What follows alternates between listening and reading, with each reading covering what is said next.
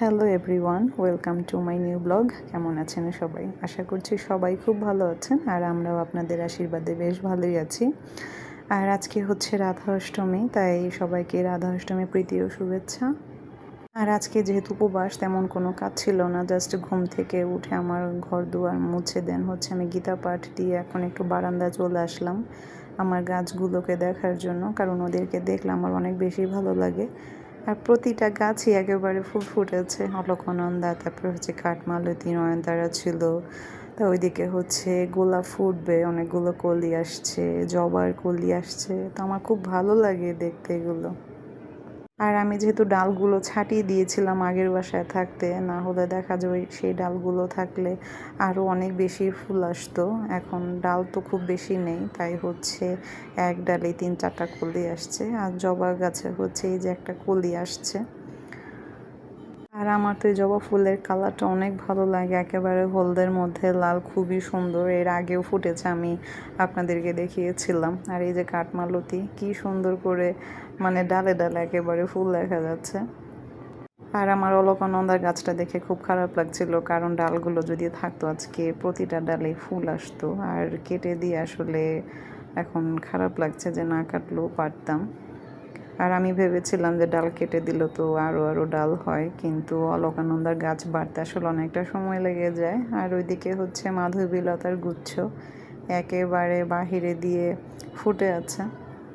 আর আমার তো প্রতিটা গাছে গাছে ফুল, আমার এটা দেখতে খুবই ভালো লাগে। আর আমি আসলে অপেক্ষাকৃত যে কাঠগোলাপটা কবে ফুটবে। আর এদিকে হচ্ছে প্রীতমের জন্য ভাত বসিয়ে দিয়েছিলাম, যেহেতু আমরা উপবাস করেছি, ও খাবে, তাই হচ্ছে ওর জন্য ভাত আর গতকালের ডাল ছিল, আর একটু হচ্ছে আলু ভাজা করে দিব। আর নিরামিষ তরকারি আসলে তেমন একটা পছন্দ করে না, বিধায় হচ্ছে একটু ভাজা টাজাই করে দিচ্ছি। আর সিম্পল খাবারগুলো নিরামিষ একটু বেশিই ভালো লাগে। আর যেহেতু একা খাবে, তাই হচ্ছে আর অন্য কিছু করিনি। তাছাড়া ও খুব একটা খেতেও চায় না, আর সিম্পল খাবারটাই বেশি পছন্দ করে, তাই হচ্ছে ডাল আর আলু ভাজা দিয়ে দিলাম। আর এই ফুলটা ফুটেছে পর থেকে আমি তো একটু পর পর ওকে দেখতে যাই, কী যে ভালো লাগে কি বলবো। আর আরও যদি ধরতো আরও সুন্দর লাগতো দেখতে। আর আমি তো এই গাছটা হচ্ছে শ্বশুর বাড়িতেও একটা লাগিয়েছি, আর ডাল কেটে আরও কয়েক জায়গায় লাগিয়েছি, তো প্রতিটা গাছে দেখা যাচ্ছে ফুল ফোটে, খুবই ভালো লাগে দেখতে। আর এইবার বাসায় গেলে তো আমি অবশ্যই আপনাদেরকেও দেখাবো। আর এখানে প্রীতম খেয়ে নিচ্ছিল। আর এখন হচ্ছে সন্ধ্যাবেলা, তো আমি সন্ধ্যা দিয়ে দিলাম। আর সন্ধ্যা দিতে হচ্ছে আমার বড় চলে আসলো। আর সে তো আসার সময় অনেকগুলো বাজার নিয়ে এসেছে সাথে, তো চলেন দেখি কি নিয়ে আসছে আজকে সে। আর আমি তো এত বড় ব্যাগ দেখে প্রথমে বলছিলাম যে কি ব্যাপার, উপবাসের জন্য মানুষ এতগুলো ফল নিয়ে আসে নাকি, কিন্তু সে বলল যে না, ব্যাগে আরও অন্য কিছু আছে। তো সেগুলোকেই দেখছিলাম কি কি ছিল। তো প্রথমে দেখছিলাম হচ্ছে একটা ডাব ছিল, আর যদিও সে বাইরে থেকে একটা খেয়ে আসছে আর আমার জন্য নিয়ে আসছে। আমার তো শাঁসওয়ালা ডাব একটু বেশি পছন্দ, কিন্তু আমাদের ঘরে যে ডাব আনা হয় এটার মধ্যে একদম শাঁস থাকে না, কারণ আমার বর হচ্ছে একটু কচি টাইপের ডাবটাই নিয়ে আসে। আমার আবার একটু শাঁসওয়ালা ডাবটা পছন্দ। আর বাজার খোলার সময় ও হচ্ছে আমার সামনে দাঁড়িয়েছিল, কারণ এর আগে এমনটা হয়েছে যে বাজার করেছে কিন্তু 3টা আইটেমই তারা দেয়নি, তো পরবর্তীতে আবার তাকে যেতে হয়, তাই হচ্ছে সে দাঁড়িয়ে ছিল যে সব কিছু দিয়েছে কিনা। আর এই যে আম, এগুলো হচ্ছে আশ্বিনী আম, আর কি যে বড় বড় আমগুলো, বিশাল বড় বড় সাইজের আমগুলো ছিল। আর আমি তো দেখে খুব হাসছিলাম যে এত বড় আম হতে পারে। আর প্রথমে ভেবেছিলাম যে আমগুলো একেবারেই মিষ্টি হবে না, যে কেন এনেছো আমি বলছিলাম, কিন্তু না, আমার ধারণা একেবারেই ভুল, খুবই মিষ্টি ছিল আমগুলো। আর এই যে পেয়ারাগুলো বেশ ভালো ছিল। তাছাড়া পেয়ারার স্কিন যদি একটু তেলতেলে ভাব হয়, সেই পেয়ারাগুলোই খেতে বেশি ভালো লাগে, যেমন এই পেয়ারাগুলো। আর কিছু পেয়ারা আছে উপর থেকে কেমন যেন সেই পেয়ারাগুলো খেতেও ভালো লাগে না। আর নিয়ে এসেছিল হচ্ছে আনারস। আর যেহেতু আজকে রাধা অষ্টমী, আমরা শুধুই ফল খাবো, দানা মুখে দিব না, আগামীকাল হচ্ছে পালন করব। আর আগামীকাল যেহেতু হচ্ছে নবমী, আর এটাকে তাল নবমী বলা হয়, তাই হচ্ছে তালও নিয়ে আসলো। আগামীকাল হচ্ছে আমি বড়া ভাজবো। তারপর দেখছিলাম যে আর কি কি ছিল, তো দেখলাম হচ্ছে এখানে কিছু সবজিও ছিল, তার মধ্যে ছিল হচ্ছে শসা আর হচ্ছে কাঁচামরিচ। যদিও ফ্রিজে অনেকগুলো কাঁচামরিচ আছে, তবুও সে যখন বাজার করে দেখা যায় না বলেই কাঁচামরিচটা নিয়ে আসে, মানে ওর মাথায় থাকে বিষয়টা, আমার বলার আসলে অপেক্ষা করে না। আর এদিকে হচ্ছে সে মূলা শাকও নিয়ে আসছে। আর মূলা শাক কিন্তু অনেক ভালো লাগে আমাদের খেতে, মানে শাকটা দিয়ে অন্যরকম একটা স্মেল, খুবই ভালো লাগে। তাছাড়া পাঁচ তরকারি রান্না করলে দেখা যায় মূলা ছাড়া সেই তরকারি একেবারেই ভালো লাগে না, মানে অসম্পূর্ণ থেকে যায়। আর একটু একটু করে তো শীতকাল চলে আসছে, এখন আসলে অনেক ধরনের সবজি খাওয়া যাবে। আর কিছুদিন ধরে হচ্ছে আমরা দুধ পাচ্ছিলাম না, কারণ আমরা যে লোক থেকে দুধ নেই সে হচ্ছে ছিল না।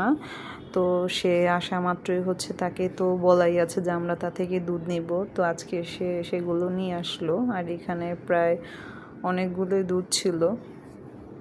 আর এই দুধগুলোর প্রশংসা আর নতুন করে কি করবো, এর আগেও বলেছি, যথেষ্ট ভালো একটা দুধ তাদের, মানে কোনো ধরনের জল থাকে না। আর আমি যখন দেখা যায় কোনো একটা ছাঁকনি দিয়ে ছাঁকি, একেবারে ওপর দিয়ে মাখন ভেসে যায়। আর আমি তো মহা খুশি হয়ে গিয়েছিলাম, কারণ কয়েকদিন ধরে বলছিলাম যে দুধ কেন আনছে না, তো লোকটা আসলে ছিল না, কোথায় যেন গিয়েছিল। তো আসা মাত্রই হচ্ছে আমার বর নিয়ে আসলো। তাছাড়া আমরা যেহেতু সুগারজনিত একটা সমস্যা ফেস করছি, তো আমাদেরকে খাবার দাবার একটু বুঝেই খেতে হয়, আর দুধ খাওয়াটা আমাদের জন্য একেবারেই জরুরি। আর এদিকে আমি তো বেরই করতে পারছিলাম না, এত ভার ছিল। তো এটার মধ্যে হচ্ছে আলু ছিল, তারপর ছিল হচ্ছে পেঁয়াজ। আর বিশ্বাস করেন আমি কিন্তু ওকে একদমই বলিনি কি লাগবে না লাগবে, ও জাস্ট নিজেই দেখে কোথায় কি আছে কোথায় কি নাই, জাস্ট ওইটা বুঝেই সে বাজার নিয়ে আসে। আর এটা আমার অনেক বেশি ভালো লাগে। আজকে তো একটা কথা না বললেই নয়, আমি যথেষ্ট ভাগ্য করে আমি আমার বরকে বর হিসেবে পেয়েছি। কারণ জানি না এমন বর আসলে 100 জনের মধ্যে একজনও পায় কি না। আমার বর যথেষ্ট সাপোর্টিভ, আর যার যার বর তার তার কাছে তো স্পেশাল হবেই, তবে আমার বর আমার কাছে স্পেশাল, সেটাই আমি বলছি। তো এগুলো বলার পেছনে অনেক রিজন থাকে, এমনি এমনি তো মানুষ মানুষের কাছে স্পেশাল হয়ে যায় না। অনেক স্বামী স্ত্রী আছে তাদের দেখা যায় সম্পর্ক খুব একটা ভালো হয় না, তো এই জায়গা থেকে আমি যথেষ্ট ভালো আছি। আর ও আমাকে কতটা সাপোর্ট করে, জাস্ট একটা কথা বলি, আমি যখন অনেকটা কাজে ব্যস্ত থাকি, দেখা যায় অনেকগুলো কাজ আমার ঘাড়ে পড়ে গেছে, ও নিজে থেকেই আমাকে হেল্প করবে। যেমন জিনিসগুলো অর্গানাইজ করা, তো আলুগুলো জায়গায় ঢেলে রাখতে হবে, পেঁয়াজগুলো রাখতে হবে, আমি কিন্তু ওকে কিছুই বলিনি। ও নিজে নিজে সেগুলো নিয়ে একেবারে সুন্দর করে গুছিয়ে রাখছিল। কারণ হচ্ছে আমাকে ফলগুলো ধুয়ে দেন কাটতে হবে, কারণ আমরা উপবাস করেছি, সেটাও তো ভঙ্গ করতে হবে।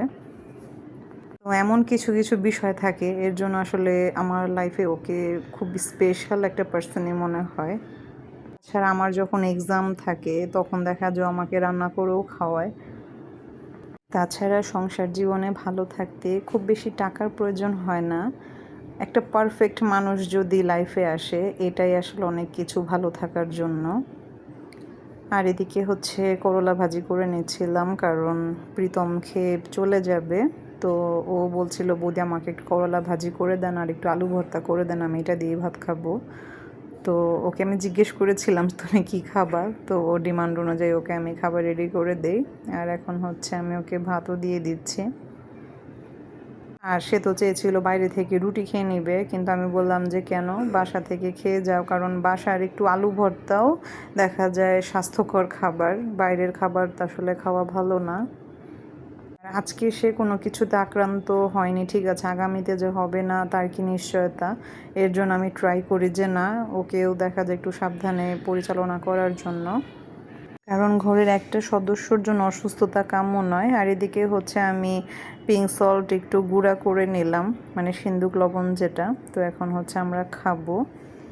আর আজকে আমি প্রথম হচ্ছে গ্রাইন্ডারটা উদ্বোধন করলাম, আর যথেষ্ট ভালো ছিল, সেটা তো আমি আপনাদেরকে দেখালামই, পুরো একেবারে ছাতু হয়ে গেছে। আর এই যে আমার বোরের অবস্থা খুবই খারাপ, মানে উপবাস করতে গিয়ে তার অবস্থা খারাপ হয়ে যায়। আর যেহেতু সে সংযমে তেমন একটা খেতেও পারেনি, সারাদিন জাস্ট রাত্রে খেয়েছে, আজকে পুরো দিন উপাস, আর ওদিকে একেবারে তাকানোই যাচ্ছিল না, খুবই বাজে অবস্থা। আর ও তো কর্ম করার সাথে সাথে ধর্মটাকেও পালন করে যাচ্ছে, আর এটা আমার কাছে খুব বেশিই ভালো লাগে। তাছাড়া প্রতিটা মানুষের উচিত আসলে কাজের মাঝে ধর্ম পালন করা। আর আমার বর তো আমাকে বলছিল যে খেয়ে দেখো, পেয়ারাটা যথেষ্ট ভালো। তাছাড়া আমরা একসাথে খেতে বসলেও আমাকে কিছু না কিছু খাইয়ে দিবেই। তো ব্লগটি আজকের মতো এখানেই শেষ করবো। ভালো থাকবেন সবাই আর আমাদের জন্য আশীর্বাদ করবেন। শুভরাত্রি।